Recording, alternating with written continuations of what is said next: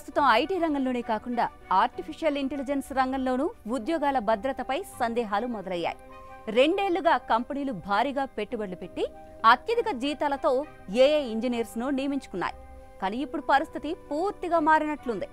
తాజాగా మెటా తన ఏఐ విభాగాన్ని విభజించి ఉద్యోగులను తగ్గించే ఆలోచనలు ఉందని వార్తలు రావడం ఈ అనుమానాలను మరింత పెంచేసింది.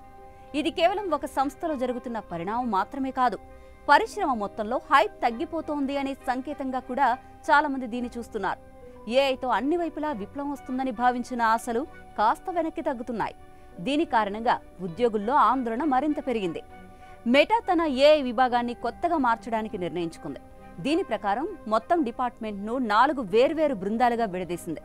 ఒక బృందం పెద్ద లాంగ్వేజ్ మోడల్స్ పై దృష్టి పెడతాయి, మరో బృందం పరిశోధన పనులను కొనసాగిస్తోంది. వినియోగదారుల కోసం కొత్త ఉత్పత్తులను అభివృద్ధి చేయడానికి ఒక ప్రత్యేక బృందం ఏర్పడింది. డేటా సెంటర్లు, కంప్యూటింగ్ హార్డ్వేర్ లాంటి మౌలిక వస్తువులపై దృష్టి పెట్టడానికి మరో బృందం ఏర్పాటు చేశారు. ఇదంతా ఉద్యోగాల కోతలకు సంకేతంగా మార్కెట్ నిపుణులు అభిప్రాయపడుతున్నారు. ఇది కేవలం మెటా సమస్య మాత్రమే కాదు, మొత్తం టెక్ పరిశ్రమలోనూ ఇలాంటి సంకేతాలు కనిపిస్తున్నాయి. గూగుల్, మైక్రోసాఫ్ట్, అమెజాన్ లాంటి దిగ్గజ సంస్థలు కూడా భారీగా పెట్టుబడులు పెట్టినా ఆశించినంత వేగంగా ఫలితాలు రాలేదు.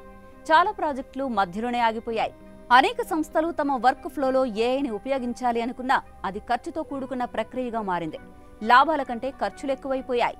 ఈ కారణంగా పెట్టుబడిదారుల ఉత్సాహం కూడా తగ్గిపోయి మార్కెట్లో ఏఐపై ఉన్న హైప్ కొంచెం కొంచెంగా తగ్గుతున్నట్లుగా అనిపిస్తోంది.